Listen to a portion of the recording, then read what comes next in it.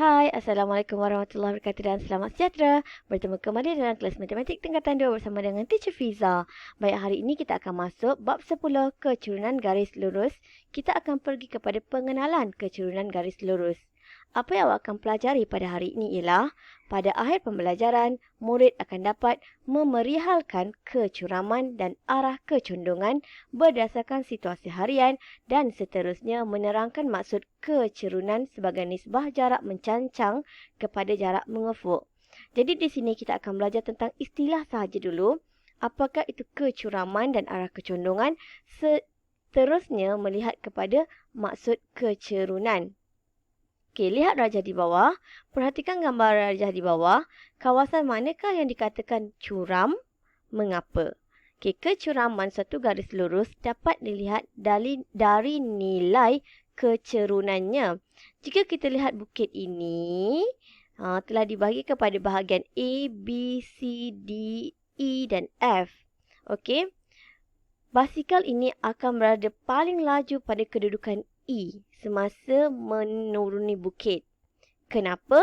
Kerana semakin besar nilai mutlak kecerunan, semakin curam garis lurus tersebut. Okey, bermaksud di sini bahagian E ini adalah kawasan yang paling tinggi nilai kecerunannya. Bermaksud itu adalah kawasan yang paling curam. Manakala dari sisi pendakian ini, A, B, C dan D, sampai C lah kan. So, kawasan yang paling curam pada pendakian ialah kawasan B, di mana dia mempunyai nilai kecerunan yang tinggi. Okey, itu maksud kecerunan dan kecuraman. Tanda positif atau negatif pada nilai kecerunan menunjukkan arah kecondongan garis lurus tersebut. Okey. Kalaulah garisan lurus itu condong ke kanan seperti ini, maka ia adalah mempunyai nilai kecerunan positif. Okey, kalau dia condong ke kiri, awak akan dapat nilai kecerunan negatif. Okey, bermaksud kawasan A, B dan C ini mempunyai kecerunan nilai positif. Kerana garis lurus ini adalah condong ke kanan. Manakala bahagian D, E dan F ini adalah kecerunan nilai negatif kerana dia condong ke kiri. Jika kita dapati satu garis lurus mencancang, dia punya nilai kecerunan adalah tidak tertakrif atau kita wakilkan sebagai simbol infinity. Dan jika dia berada di kawasan mendatar iaitu mengufuk, kecerunan dia adalah sifar. Okey? Kosong. Sifar. Okey? So, itulah dia nilai kecerunan positif dan negatif. Hanya menunjukkan arah garis lurus tersebut. Okey, lihat contoh. Perhatikan rajah di sebelah. Bandingkan arah kecondongan dan kecuraman antara garisan MN dan KL. Okey, MN merupakan pendakian bagi tangga, di mana sudut tangga itu kecerunan dia ialah 30 darjah. Sudut kecondongan tangga itu ialah 30 darjah. Manakala gambar rajah sebelah ini ialah eskalator, di mana sudut kecondongan dia ialah 45 darjah.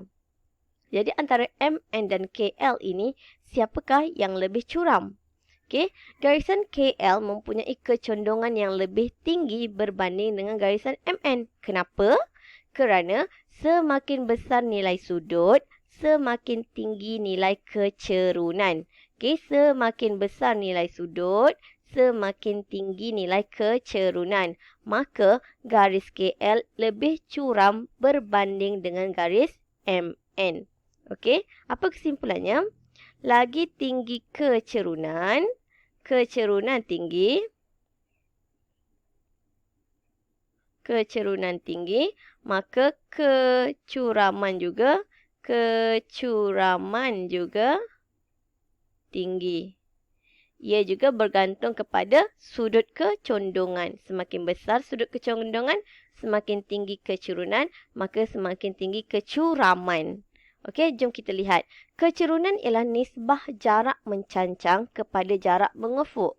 Apa itu mencancang? Mencancang ialah jarak tegak. Okey, mengufuk ialah jarak mendatar. Daripada rajah di bawah menunjukkan tentukan kecerunan garis lurus PQ dan BC. Okey, PQ dan BC. Kita lihat satu persatu.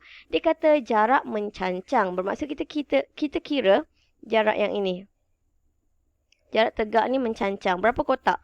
1, 2, 3, 4. So, 4 unit. Manakala jarak mengufuk ialah yang bahagian bawah ni. Ada berapa kotak? 1, 2, 3. Iaitu 3 unit. Maka kecerunan di mana kita wakilkan dia sebagai M sama dengan nisbah jarak mencancang iaitu 4 kepada per jarak mengufuk 3. So, kecerunan dia ialah 4/3. Kita tulis MPQ. Di sini ada PQ kecil. Menunjukkan kecerunan garisan PQ.